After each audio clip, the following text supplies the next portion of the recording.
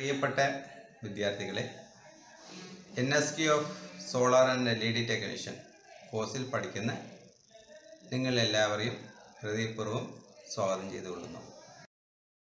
പ്രിയപ്പെട്ട solar and LED technician കോഴ്സിൽ പഠിക്കുന്ന കുട്ടികളെ, ഇന്ന് നമ്മൾ ചർച്ച ചെയ്യാൻ പോകുന്ന വിഷയം സോളാർ പവർ പ്ലാന്റ് അവിടെ വർക്ക് ചെയ്യുമ്പോൾ നമ്മൾ എങ്ങനെയാണ് സേഫായിട്ട് അവിടെ ജോലി ചെയ്യുക, എങ്ങനെയാണ് സുരക്ഷിതമായിട്ട് ജോലി ചെയ്യുക, അതിനെക്കുറിച്ചാണ് നമ്മൾ ചർച്ച ചെയ്യാൻ പോകുന്നത്. സോളാർ പവർ പ്ലാന്റ് ബന്ധപ്പെട്ട് നമ്മൾ ചെയ്യുന്ന 2 ജോലികൾ. ഒന്നാമത്തെ ജോലി പവർ പ്ലാന്റ് ഇൻസ്റ്റലേഷൻ. അത് വലിയ പവർ പ്ലാന്റ് ആവാം, അല്ലെങ്കിൽ നമ്മുടെ വീടുകളിൻ്റെ മുകളിൽ ടെറസിൽ പവർ പ്ലാന്റ് ഇൻസ്റ്റലേഷൻ ആവാം. രണ്ടാമത്തെ ജോലി എന്ന് പറയുന്നത് സോളാർ പവർ മെയിൻ്റനൻസ് ജോലിയാണ്. ഈ 2 പ്രധാന ജോലി ചെയ്യുന്ന സമയത്ത് നമ്മൾ അവിടെ പാലിക്കേണ്ട പ്രൊട്ടക്റ്റീവ് മെഷേഴ്സ്, നമ്മുടെ ജീവൻ പ്രൊട്ടക്റ്റ് ചെയ്യാനുള്ള പ്രൊട്ടക്റ്റീവ് എക്യുപ്മെന്റ്സ് ധരിച്ചിരിക്കണം. അതുപോലെ തന്നെ നമുക്കോ നമ്മുടെ കൂടെ വർക്ക് ചെയ്യുന്ന ആളിനോ നമ്മൾ വർക്ക് ചെയ്യുന്ന സ്ഥലത്ത് അപകടങ്ങൾ സംഭവിക്കാം, ഷോക്ക് ഏൽക്കാം, അല്ലെങ്കിൽ നമ്മുടെ തലയിലോ അല്ലെങ്കിൽ കാലിലോ വേറെ എവിടെയെങ്കിലോ എന്തെങ്കിലും ഘനം കൂടിയ സാധനങ്ങൾ വീഴാം, അപ്പോൾ പരുക്കുണ്ടാകാം. അല്ലെങ്കിൽ മുകളിൽ നിന്ന് താഴെ വീഴാം. പല സാഹചര്യം കൊണ്ട് നമുക്ക് അപകടങ്ങൾ വരാം. അപ്പോൾ അപകടങ്ങൾ വരാതെ നമ്മൾ ജോലി ചെയ്യാൻ നോക്കണം, ഒന്ന്. രണ്ടാമത്തത്, ജോലി ചെയ്യുന്ന സ്ഥലത്ത് സേഫ്റ്റി പ്രൊസീജിയേഴ്സ് എന്ന് പറഞ്ഞാൽ നമ്മൾ വിയർ ചെയ്യേണ്ട സേഫ്റ്റി എക്യുപ്മെന്റ്സ് നമ്മൾ വിയർ ചെയ്തിരിക്കണം. ഹെൽമെറ്റ് വിയർ ചെയ്തിരിക്കണം, അതുപോലെ തന്നെ സേഫ്റ്റി ബെൽറ്റ് ഇട്ടിരിക്കണം, അതുപോലെ തന്നെ സേഫ്റ്റി ഷൂസ് ഇട്ടിരിക്കണം. അങ്ങനെ പല കാര്യങ്ങൾ. അപ്പോൾ സൈറ്റ് ബന്ധപ്പെട്ട് പല മാനദണ്ഡങ്ങളുണ്ട്, അതെല്ലാം നമ്മൾ ഫോളോ ചെയ്തിരിക്കണം. നമ്മൾ എന്തിനാണ് ഇതൊക്കെ ഫോളോ ചെയ്യുന്നത്? നമ്മൾ ഒന്നും സേഫ്റ്റി മെഷേഴ്സ് ഒന്നും എടുക്കാതെ ഈ ജോലിയൊക്കെ ചെയ്തുകൂടെ എന്ന് ഒക്കെ നമ്മൾ വിചാരിക്കാം. നമുക്ക് ഫാമിലി ഉണ്ട്, നമ്മളായിരിക്കും ചിലപ്പോൾ ജോലി ചെയ്ത് നമ്മുടെ ഫാമിലിനെ പോറ്റുന്നത്. അപ്പോൾ അങ്ങനെ ഇരിക്കെ നമുക്ക് ഒരു അപകടം പറ്റി, നമുക്ക് കയ്യോ കാലോ അതിന് പ്രശ്നമാകാം, അല്ലെങ്കിൽ നമുക്ക് ഗുരുതരമായ പ്രശ്നങ്ങൾ ഉണ്ടാവാം. അപ്പോൾ അത് നമ്മളെ മാത്രമല്ല ബാധിക്കുന്നത്, നമ്മുടെ ഫാമിലിനും ബാധിക്കും. അപ്പോൾ നമുക്ക് നമ്മുടെ ഫാമിലിനെ പോറ്റാൻ പറ്റാത്ത അവസ്ഥ വരും. അതുകൊണ്ട് നമ്മൾ വളരെ വിജിലൻ്റ് ആയിട്ട്, വളരെ കെയർഫുൾ ആയിട്ട് നമ്മൾ ചെയ്യേണ്ട എല്ലാ സേഫ്റ്റി മെഷേഴ്സും നമ്മൾ എടുത്തിരിക്കണം. അപ്പോൾ മാത്രമാണ് നമ്മളും നമ്മുടെ ഫാമിലിയും അതുപോലെ തന്നെ എല്ലാവരും സേഫായി ഇരിക്കാൻ പറ്റുള്ളൂ. നമ്മൾ വർക്ക് സ്ഥലത്ത് വർക്ക് ചെയ്യുന്ന സമയത്ത് എന്തൊക്കെയാണ് സേഫ്റ്റി മെഷേഴ്സ് എടുക്കേണ്ടത്, ചെയ്യേണ്ടത്, എന്തൊക്കെ സാധനങ്ങളാണ് നമ്മൾ വിയർ ചെയ്യേണ്ടത്, ഇങ്ങനെയുള്ള കാര്യങ്ങൾ ചില കമ്മിറ്റീസ്, ചില ഓർഗനൈസേഷൻ പീരിയോഡിക്കലി അവർ വെൽ ഡിഫൈൻ ചെയ്ത് നമുക്ക് തരും. അത് ഫോളോ ചെയ്തിട്ട് വേണം നമ്മൾ വർക്കിൽ സേഫായിട്ട് വർക്ക് ചെയ്യാം. അങ്ങനെ വരുന്ന ഒരു കമ്മിറ്റി ആണ് ഓഷ എന്ന് പറയുന്ന OSHA, occupational safety and health administration എന്ന് പറയുന്ന ഒരു കമ്മിറ്റി. അതുപോലെ തന്നെ ഇലക്ട്രിക്കൽ ബന്ധപ്പെട്ട് നമ്മൾ വർക്ക് ചെയ്യുമ്പോൾ എങ്ങനെ വർക്ക് ചെയ്യണം എന്ന് ചില കമ്മിറ്റീസ് പറഞ്ഞിട്ടുണ്ട്. അതിനെ നമ്മൾ പറയുന്നത് കോഡ്സ് എന്ന് പറയുന്നത്, NEC കോഡുകൾ എന്ന് പറഞ്ഞാൽ നാഷണൽ ഇലക്ട്രിക്കൽ കോഡ്സ്. NFPA 70 ആണ് നമ്മൾ ഫോളോ ചെയ്യുന്നത്. അതുപോലെ തന്നെ ICC എന്ന് പറയുന്ന ഒരു കൗൺസിൽ, ഇന്റർനാഷണൽ കോഡ് കൗൺസിൽ, അവരും നമ്മൾ ഫോളോ ചെയ്യേണ്ട പ്രൊസീജിയറുകൾ, സേഫ്റ്റി മെഷേഴ്സ്, ഇതെല്ലാം അവരും പറയുന്നുണ്ട്. അപ്പോൾ ഇങ്ങനെയുള്ള കമ്മിറ്റികൾ, ഓർഗനൈസേഷൻ, അതുപോലെ തന്നെ പറയുന്ന കോഡുകൾ നമ്മൾ ഫോളോ ചെയ്തിട്ട് വേണം നമ്മൾ സൈറ്റിൽ വർക്ക് ചെയ്യാൻ. നമ്മൾ വർക്ക് സൈറ്റിൽ വർക്ക് ചെയ്യുന്ന സമയത്ത് നമ്മൾ വിയർ ചെയ്യേണ്ട സേഫ്റ്റി പേഴ്സണൽ പ്രൊട്ടക്റ്റീവ് എക്യുപ്മെന്റ്, സിമ്പിളായിട്ട് പറഞ്ഞാൽ PPE എന്തൊക്കെയാണ്, അതുപോലെ തന്നെ നമ്മൾ ഫോളോ ചെയ്യേണ്ട ചില പ്രൊസീജിയറുകൾ എന്താണ്, അതിനെ കുറിച്ചാണ് നമ്മൾ നോക്കാൻ പോകുന്നത്. ഒന്നാമത്തെ ഇത് സേഫ്റ്റി ഗ്ലൗസ് ആണ്. രണ്ടാമത്തത് സേഫ്റ്റി ഹെൽമെറ്റ്. മൂന്നാമത്തത് ഗൂഗിൾസ്. നാലാമത്തത് സേഫ്റ്റി ഷൂസ്. അഞ്ചാമത്തത് ഫയർ എക്സ്റ്റിങ്ക്വിഷേഴ്സ്. ആറാമത്തെ വിഷയം ഫസ്റ്റ് എയ്ഡ് ബോക്സ് ആണ്. ഏഴാമത്തെ വിഷയം CPR. ഈ വിഷയങ്ങളെ കുറിച്ചാണ് നമ്മൾ ചർച്ച ചെയ്യാൻ പോകുന്നത്. പേഴ്സണൽ പ്രൊട്ടക്റ്റീവ് എക്യുപ്മെന്റ്സ്, സിമ്പിളായിട്ട് പറഞ്ഞാൽ PPE. ഇതിൽ ആദ്യമായിട്ട് വരുന്നത് സേഫ്റ്റി ഗ്ലൗസുകളാണ്.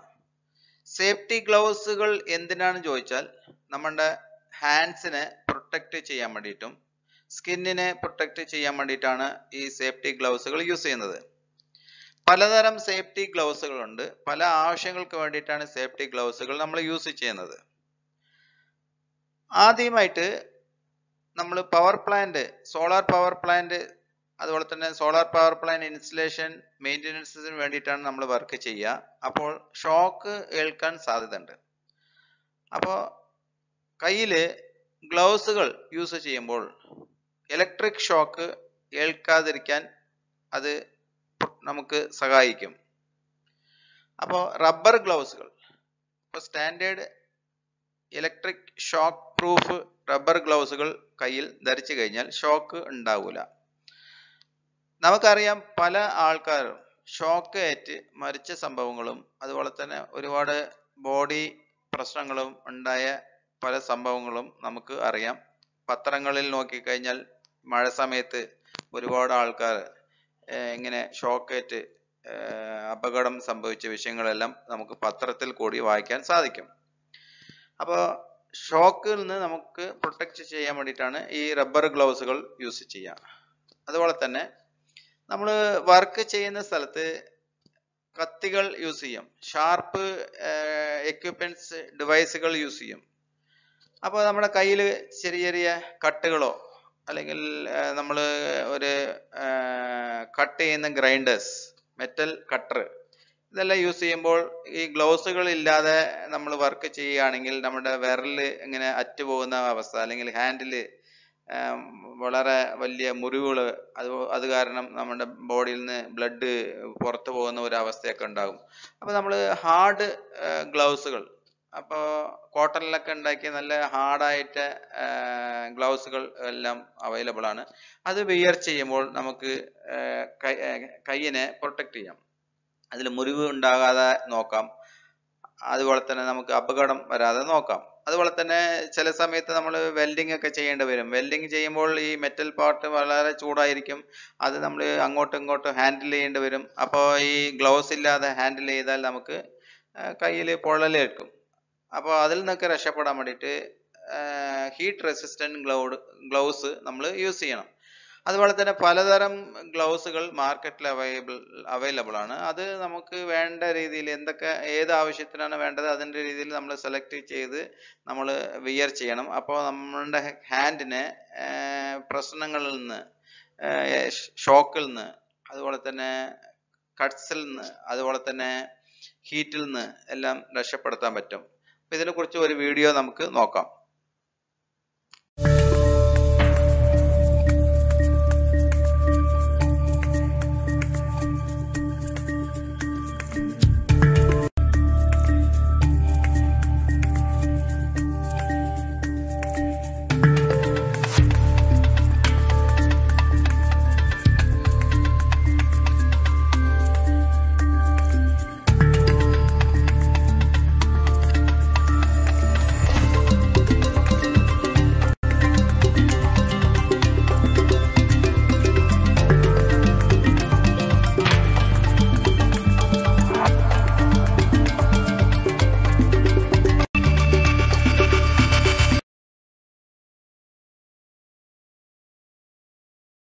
പേഴ്സണൽ പ്രൊട്ടക്റ്റീവ് എക്യുപ്മെന്റിൽ വരുന്ന രണ്ടാമത്തെ വിഷയം സേഫ്റ്റി ഹെൽമെറ്റ് ആണ്. സേഫ്റ്റി ഹെൽമെറ്റ് നമ്മുടെ തലേനെ പ്രൊട്ടക്റ്റ് ചെയ്യാൻ വേണ്ടി ഉള്ളതാണ്. നമുക്കറിയാം, നമ്മുടെ ബോഡിയിൽ വരുന്ന പ്രധാന പാർട്ട് എന്ന് പറയുന്നത് നമ്മുടെ തലയാണ്. അപ്പൊ തലേൻ്റെ ഉള്ളിലാണ് തലച്ചോറുള്ളത്, നമ്മുടെ ബ്രെയിൻ ഉള്ളത്. അപ്പൊ നമ്മുടെ തലേൻ്റെ മുകളിൽ എന്തെങ്കിലും സാധനം വീഴുകയാണെങ്കിൽ നമ്മുടെ ബ്രെയിനിൽ അപകടം ഉണ്ടാകും. അതുപോലെ തന്നെ നമ്മുടെ തലേൻ്റെ മുകളിൽ ചെറിയ മുറിവുകൾ അല്ലെങ്കിൽ ഈ ഒരു സാധനം തലയിൽ വീഴുമ്പോൾ ഉണ്ടാകുന്ന ഇമ്പാക്റ്റ് കാരണം ഒരു ഷോക്ക് ഉണ്ടാകും. അതുപോലെ തന്നെ നമ്മുടെ മഴയിൽ നിന്ന് നമുക്ക് പ്രൊട്ടക്ഷൻ കിട്ടും. തലേൻ്റെ മുകളിൽ എന്തെങ്കിലും ഇലക്ട്രിക് വയറ് വല്ലതും വീഴുകയാണെങ്കിൽ ഇലക്ട്രിക് ഷോക്കിൽ നിന്ന് നമുക്ക് രക്ഷപ്പെടാം. ഇങ്ങനെയുള്ള ആവശ്യങ്ങൾക്ക് വേണ്ടിയിട്ടാണ് നമ്മൾ സേഫ്റ്റി ഹെൽമെറ്റ് ധരിക്കുന്നത്.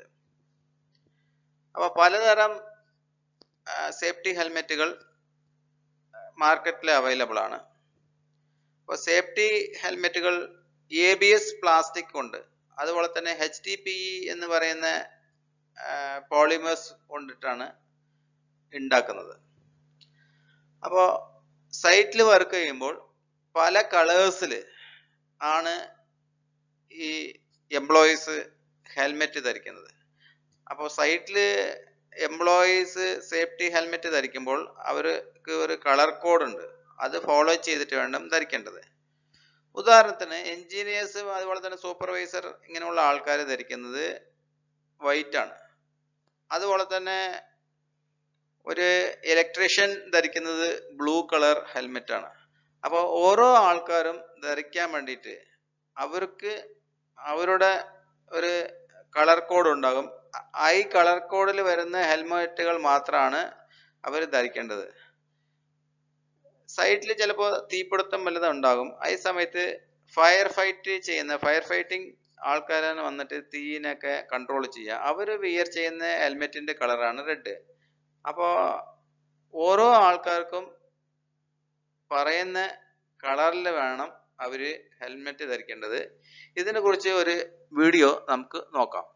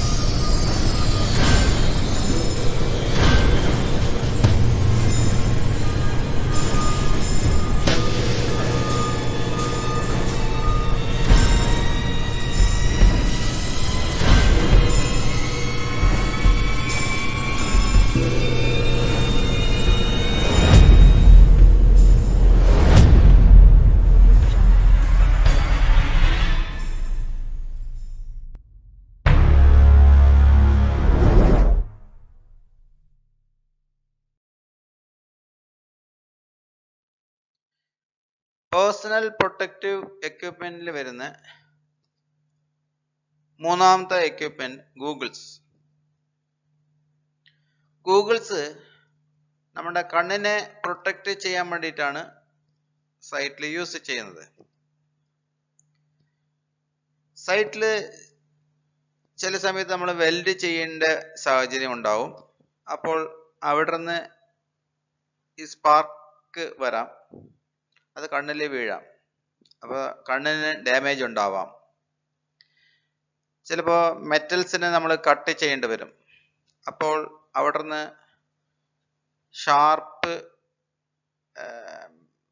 സാധനങ്ങൾ കണ്ണിൽ വീഴാൻ സാധ്യതയുണ്ട്. അപ്പോൾ കണ്ണിൽ ഐ ഇഞ്ചുറി ഉണ്ടാകാൻ സാധ്യതയുണ്ട്. അതുപോലെ തന്നെ സൈറ്റിൽ വർക്ക് ചെയ്യുന്ന സമയത്ത് പൊടി വീഴാൻ സാധ്യതയുണ്ട്, അല്ലെങ്കിൽ സ്മോക്ക് വരാൻ സാധ്യതയുണ്ട്. ഇതെല്ലാം കണ്ണിനെ അഫക്റ്റ് ചെയ്യും. അപ്പൊ കണ്ണിനെ പ്രൊട്ടക്റ്റ് ചെയ്യാൻ വേണ്ടിയിട്ട്, ഐസിനെ പ്രൊട്ടക്റ്റ് ചെയ്യാൻ വേണ്ടിയിട്ടാണ് ഈ ഐ വിയർ അല്ലെങ്കിൽ ഗൂഗിൾസ് ഇടുന്നത്. അപ്പോൾ പലതരം ഗൂഗിൾസ് മാർക്കറ്റിൽ അവൈലബിൾ ആണ്. നമ്മൾ നമ്മുടെ കണ്ണിനെ പ്രൊട്ടക്റ്റ് ചെയ്യാൻ വേണ്ടിയിട്ട് സ്റ്റാൻഡേർഡ് ഐ വിയർ അല്ലെങ്കിൽ ഗൂഗിൾസ് വാങ്ങിച്ച് ഇടണം. അപ്പോൾ നമ്മുടെ കണ്ണിന് പ്രൊട്ടക്ഷൻ കിട്ടും. ഇതിനെക്കുറിച്ച് ഒരു വീഡിയോ നമുക്ക് നോക്കാം.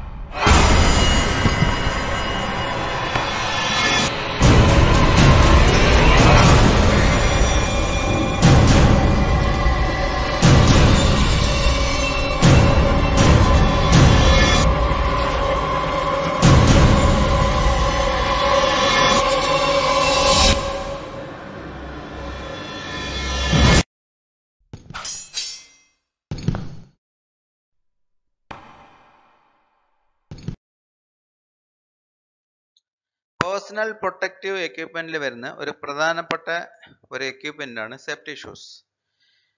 സേഫ്റ്റി ഷൂസ് നമ്മുടെ കാലിനും ഫൂട്ടിനും പ്രൊട്ടക്ഷൻ കൊടുക്കാൻ വേണ്ടിയിട്ടാണ് സേഫ്റ്റി ഷൂസ് വിയർ ചെയ്യുന്നത്.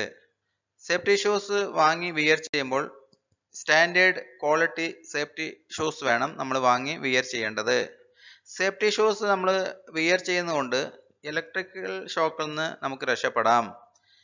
വർക്ക് സ്ഥലത്ത് നമുക്ക് അറിയാതെ ലൈവ് വയേഴ്സിനെ ചവിട്ടി പോകും. അപ്പോൾ സേഫ്റ്റി ഷൂസ് ഉണ്ടെങ്കിൽ നമുക്ക് ഷോക്ക് ഉണ്ടാവില്ല. അതുപോലെ തന്നെ വർക്ക് സ്ഥലത്ത് ആണികൾ ഉണ്ടാകും. അതുപോലെ തന്നെ നമ്മൾ കട്ട് ചെയ്തിട്ട മെറ്റൽസിൻ്റെ ഷാർപ്പ് മെറ്റീരിയൽസ് ഉണ്ടാകും. അതുപോലെ തന്നെ പിസറുകളുണ്ടാകും. അതുപോലെ തന്നെ വേറെ കാലിൽ കുത്തുന്ന പല സാധനങ്ങളുണ്ടാകും. അപ്പോൾ സേഫ്റ്റി ഷൂസ് ഉണ്ടെങ്കിൽ നമ്മുടെ ഫൂട്ടിനെ അത് പ്രൊട്ടക്റ്റ് ചെയ്യും.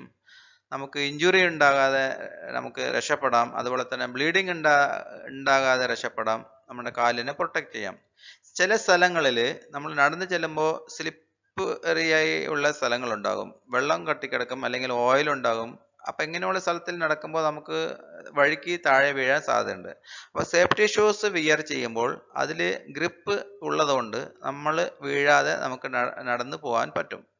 അതുപോലെ തന്നെ ചില സ്ഥലങ്ങളിൽ ഹോട്ട് പ്ലേസുകൾ ഉണ്ടാകും. ഞാൻ നേരത്തെ പറഞ്ഞ പോലെ തന്നെ വെൽഡ് ചെയ്തിട്ട് ചില മെറ്റൽസ് ഉണ്ടാകും. അപ്പോൾ അവിടെ ചൂട് നിലനിൽക്കും. ആ സ്ഥലത്ത് നമ്മൾ ബാർ ലെഗിൽ നമ്മൾ ചവിട്ടിയാൽ ലെഗിൽ ഊണ്ടുകളുണ്ടാകും, അല്ലെങ്കിൽ ചൂട് കാരണം അവിടെ പൊള്ളലുണ്ടാകും. അപ്പോൾ അതിൽ നിന്നൊക്കെ രക്ഷപ്പെടാൻ വേണ്ടിയിട്ട് നമ്മൾ സേഫ്റ്റി ഷൂസ് വിയർ ചെയ്യുകയാണെങ്കിൽ നമുക്ക് നമ്മുടെ കാലിന് പ്രൊട്ടക്ഷൻ കിട്ടും. അതുകൊണ്ട് സേഫ്റ്റി ഷൂസ് വിയർ ചെയ്യുക. ഇതിനെക്കുറിച്ച് ഒരു വീഡിയോ നമുക്ക് കാണാം.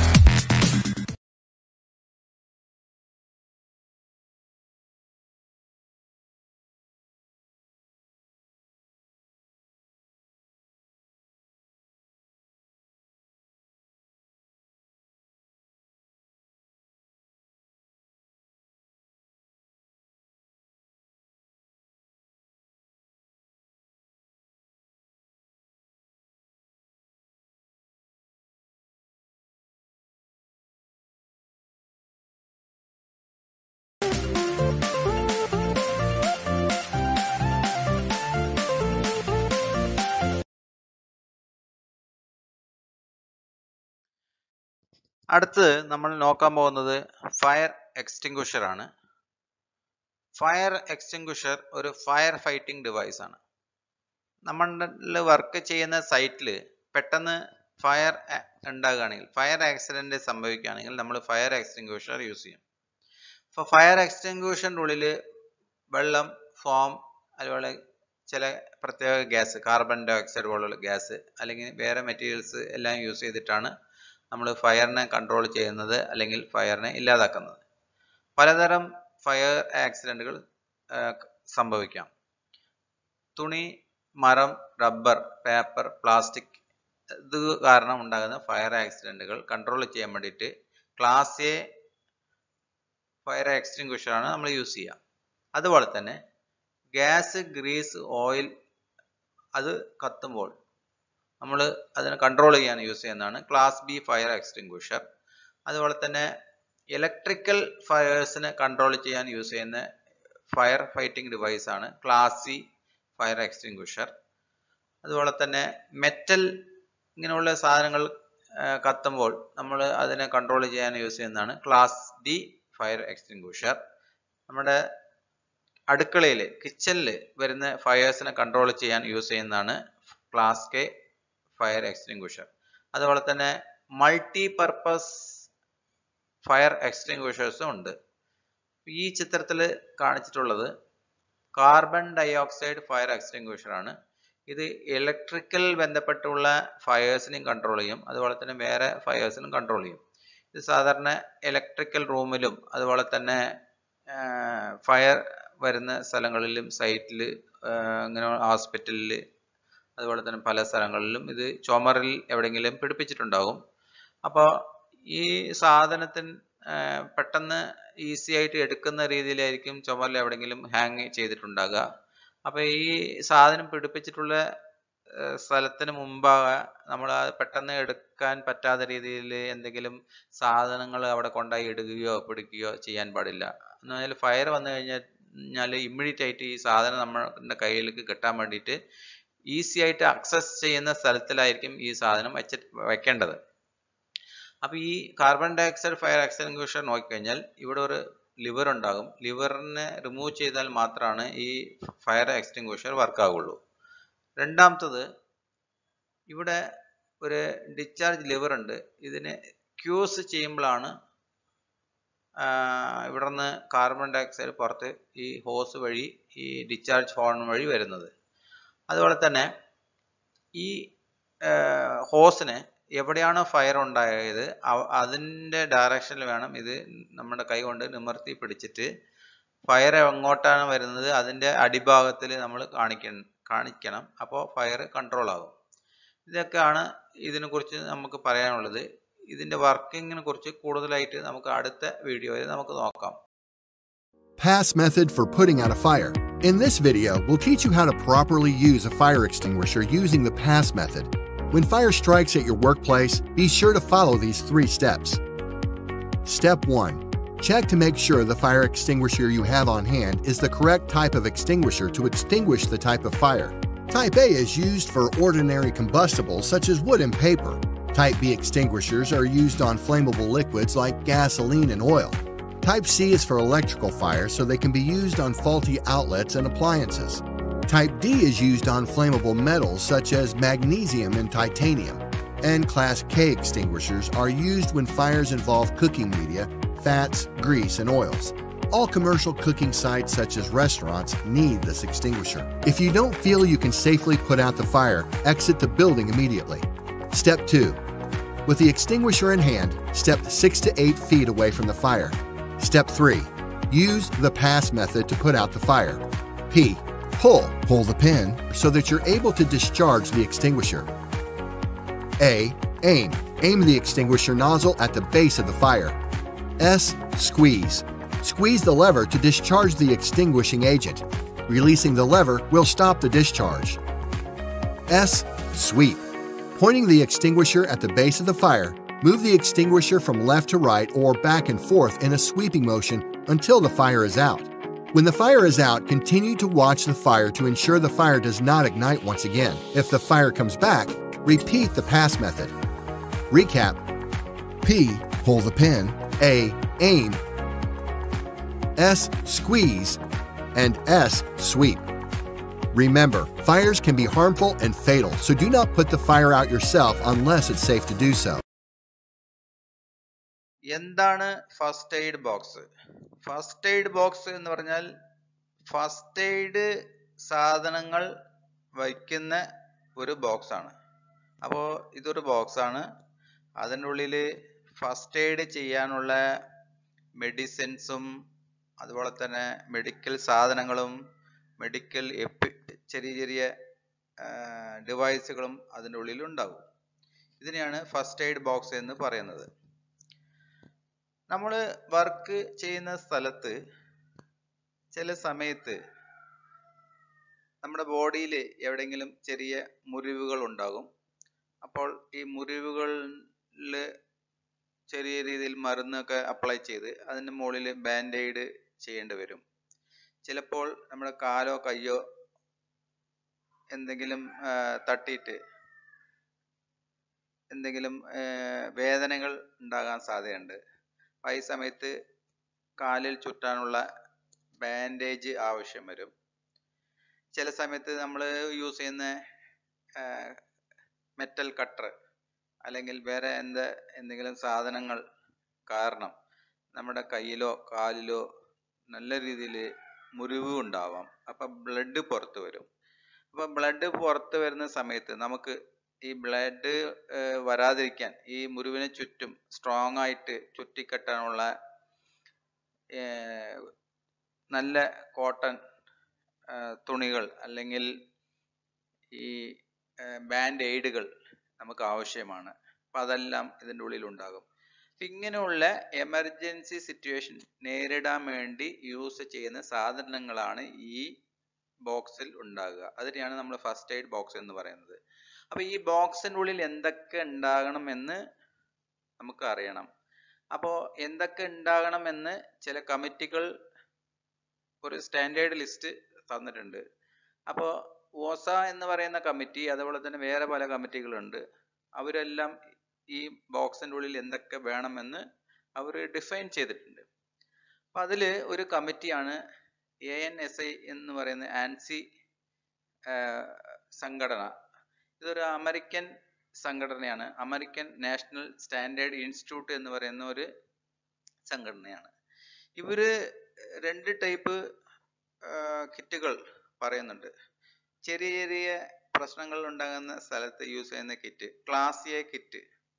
ചില സ്ഥലങ്ങളിൽ കുറച്ചും കൂടി കോംപ്ലിക്കേറ്റഡ് ആയ റിസ്ക് കൂടിയ സ്ഥലങ്ങളിൽ യൂസ് ചെയ്യുന്ന ഒരു കിറ്റ് ക്ലാസ് ബി കിറ്റ്. അപ്പോൾ ഇങ്ങനെ അവർ സെർട്ടൻ സ്റ്റാൻഡേർഡ്സ് അവർ പറയുന്നുണ്ട്. അപ്പം ഇങ്ങനെ നമ്മൾ വർക്ക് ചെയ്യുന്ന സ്ഥലം ഏതിൽ ആണ് കുറച്ചും കൂടി കോംപ്ലിക്കേറ്റഡ് സൈറ്റ് ആണെങ്കിൽ ക്ലാസ് ബി യൂസ് ചെയ്യണം. കോംപ്ലിക്കേഷൻ ഒന്നും ഇല്ല എന്ന് പറഞ്ഞാൽ ക്ലാസ് എ യൂസ് ചെയ്യണം. അപ്പോൾ ഇതൊക്കെയാണ് സെർട്ടൻ സ്റ്റാൻഡേർഡ്സ്. അപ്പോൾ ഫസ്റ്റ് എയ്ഡ് ബോക്സിൽ കോമൺ ആയി കാണുന്ന ഐറ്റംസിൻ്റെ പേരുകളും അതിൻ്റെ ചിത്രങ്ങളും ഇവിടെ കാണിച്ചിട്ടുണ്ട്. ഇവിടെ ഇത് ഗ്ലൗസ് ആണ്. ഇത് ഒട്ടിക്കുന്ന അധസീവ് ടേപ്പാണ്. പിന്നെ മുറിവുകൾ ഒട്ടിക്കാനുള്ള ബാൻഡേജസ് ബാൻഡേഡുകളാണ്. അതുപോലെ തന്നെ ഗ്യാസ് റോൾ ആൻഡ് പാഡുകൾ. അതുപോലെ തന്നെ കോൾഡ് പാക്ക്. നമ്മൾ പെട്ടെന്ന് എന്തെങ്കിലും സ്പ്രെയിനൊക്കെ ഉണ്ടായി കഴിഞ്ഞാൽ കയ്യോ കാലോ ഉളുക്കി കഴിഞ്ഞാൽ അവിടെയൊക്കെ വയ്ക്കാനുള്ള കോൾഡ് പാക്കാണ്.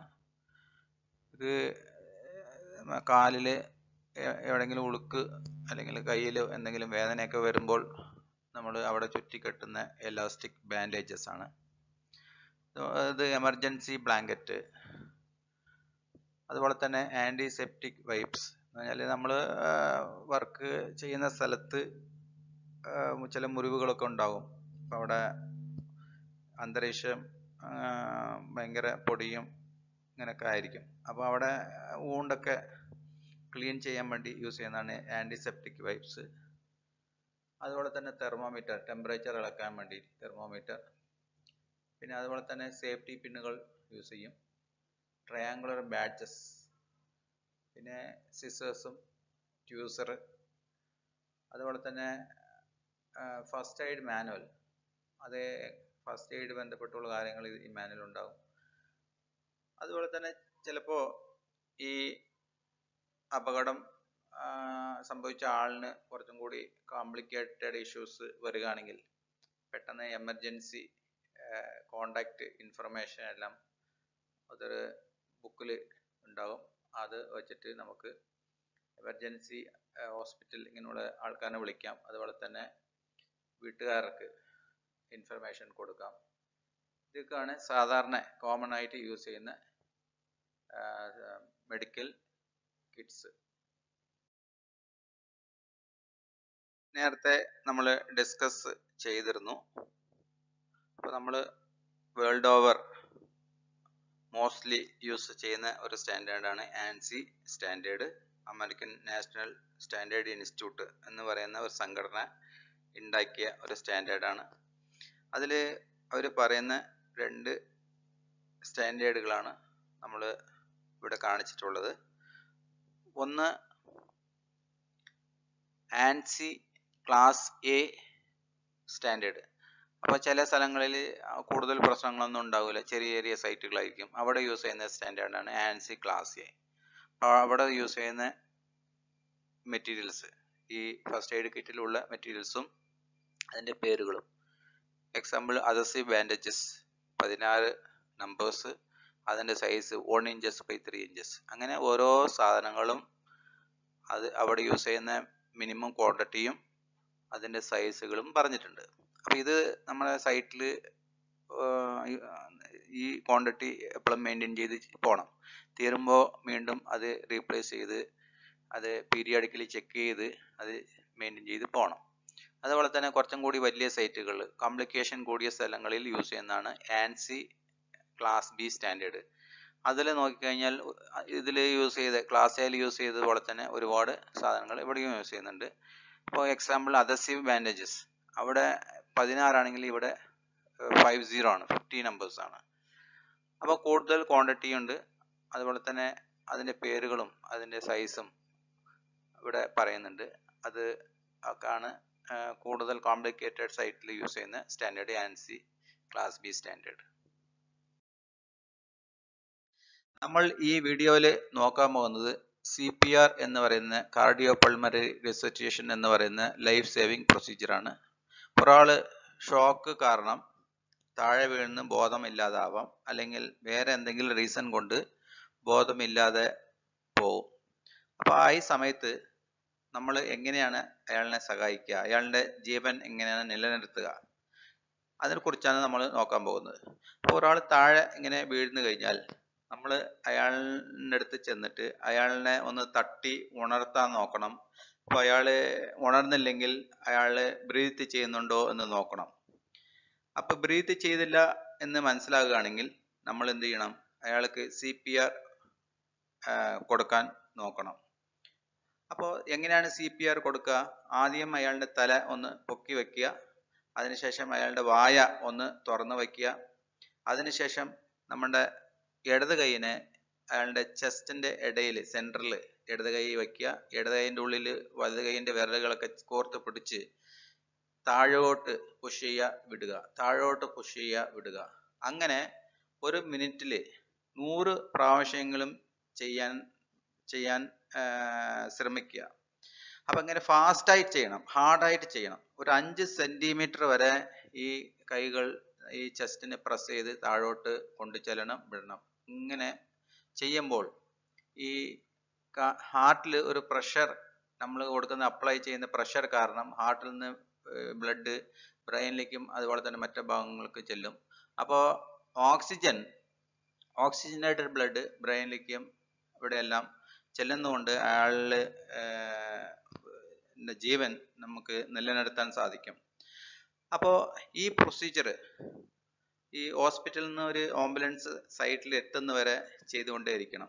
ചിലപ്പോൾ അരമണിക്കൂറാകാം, അല്ലെങ്കിൽ 1 മണിക്കൂറാകാം, അതുവരെ ഈ പ്രൊസീജിയർ ചെയ്യണം. അപ്പോൾ ആദ്യം നമ്മൾ ചെയ്യേണ്ടത് ഇങ്ങനെ ചെയ്തുകൊണ്ടിരിക്കുമ്പോൾ ഒരു 30 വട്ടം ഇങ്ങനെ പ്രസ് ചെയ്യുക. അതിനുശേഷം 2 വട്ടം നമ്മൾ എന്ത് ചെയ്യണം, ഇയാളുടെ വായ് വഴി നമ്മൾ ആദ്യം ബ്രീത്ത് ചെയ്യുക, അതിനുശേഷം വായ് വഴി ഇയാൾക്ക് ശ്വാസം കൊടുക്കുക. ഒരു വട്ടം കൊടുത്തു, രണ്ടാം വട്ടം കൊടുത്തു. പിന്നീട് എന്ത് ചെയ്യുക? വീണ്ടും ഇങ്ങനെ 30 വട്ടം മുകളിലോട്ടും താഴോട്ടും പ്രസ് ചെയ്യുക. വീണ്ടും 30 വട്ടം ആയിക്കഴിഞ്ഞാൽ ഇവിടെ വരിക, ഇവിടെ 2 വട്ടം ശ്വാസം കൊടുക്കുക. ഇങ്ങനെ നമ്മൾ ചെയ്തുകൊണ്ടേയിരിക്കുമ്പോൾ ചിലപ്പോൾ അയാൾ ഉണർന്ന് അയാൾ രക്ഷപ്പെടും. അങ്ങനെ ചെയ്തിട്ടും അയാൾക്ക് ഒന്നും മാറ്റം വന്നില്ലെങ്കിൽ വീണ്ടും ആംബുലൻസ് ഒക്കെ വിളിച്ചിട്ട് അവർ സൈറ്റിലേക്ക് വരുന്നുണ്ടോ എന്ന് വെരിഫൈ ചെയ്യുക. എത്രയും പെട്ടെന്ന് തന്നെ അയാളിനെ ഹോസ്പിറ്റലിൽ എത്തിക്കുക. അപ്പോൾ നമ്മളിങ്ങനെ CPR ചെയ്യുന്നതുകൊണ്ട് അയാളുടെ ജീവൻ നിലനിർത്താൻ പറ്റും, ജീവൻ രക്ഷിക്കാൻ പറ്റും. അഥവാ നമ്മുടെ സൈറ്റിൽ AED എന്ന് പറയുന്ന ഡീഫൈബ്രിലേറ്റർ, നമുക്ക് ഈ ഹാർട്ടിനെ വീണ്ടും റീസ്റ്റാർട്ട് ചെയ്യാൻ വേണ്ടിയിട്ട് ഷോക്ക് കൊടുത്താൽ, ഡീഫൈബ്രിലേഷൻ എന്ന് പറയുന്ന ഒരു ഡിവൈസ് കൊണ്ട് ഷോക്ക് കൊടുക്കുകയാണെങ്കിൽ അയാളുടെ ഹാർട്ട് വീണ്ടും പിടിക്കാൻ തുടങ്ങും, അയാളുടെ ഫങ്ഷൻ വീണ്ടും റീസ്റ്റാർട്ട് ആകും. അപ്പോൾ അയാളിനെ നമ്മൾ രക്ഷപ്പെടുത്താം. അപ്പോൾ എല്ലാ സൈറ്റുകളിലും ഈ സാധനം ഉണ്ടാകും എന്ന് ഉറപ്പില്ല. ഉണ്ടാകുന്ന സൈറ്റിൽ അത് എല്ലാം എങ്ങനെയാണ് അത് പ്രവർത്തിക്കുക എന്ന് പഠിക്കുക. ഇതിനെക്കുറിച്ച് ഒരു വീഡിയോ നോക്കാം. Hello! In this health sketch, we want to talk to you about CPR, which stands for Cardiopulmonary Resuscitation. We use CPR when someone has collapsed and is not breathing, because it can keep people alive until emergency services arrive. Learning these simple life-saving skills is as easy as ABC. All you have to remember is the doctor's ABC. D is for danger. First, look around carefully to make sure the area is safe for yourself and others before approaching. R is for response. Shake them gently by the shoulders and ask them loudly, "Are you all right?" If there is no response, you need to. S. Shout for help, as any assistance will be helpful. A is for airway. Gently tilt the head back like this to open up the airway. B is for breathing. Look, listen, and feel for signs of normal breathing. Look for normal chest movements. Listen for normal breathing sounds. And try to feel their breath against your face. Do this for no more than 10 seconds. If there is no sign of breathing, or if they are breathing in an unusual, noisy way, we need to start CPR. First, make sure that an ambulance is on its way. If you have someone with you, ask them to make the call. Putting the phone on speaker mode is useful as the ambulance service can talk you through the steps. C is for circulation. Circulation means the flow of blood around the body, and when the heart stops pumping, we need to take over this role by pushing down hard and fast on the chest. Start by placing the heel of one hand at the centre of the person's chest and interlock your fingers like this. With arms straightened, press down hard and fast, letting the chest come back up fully each time. Fast means around 2 times every second. And hard means that the chest needs to go down by about 5 centimetres. This might sound a lot, but you do need to push hard for it to be effective. If you have been trained, you can give 2 rescue breaths after every 30 compressions, as this helps provide some oxygen. However, if you have not been trained or are not comfortable, just keep going with hands-only continuous chest compressions.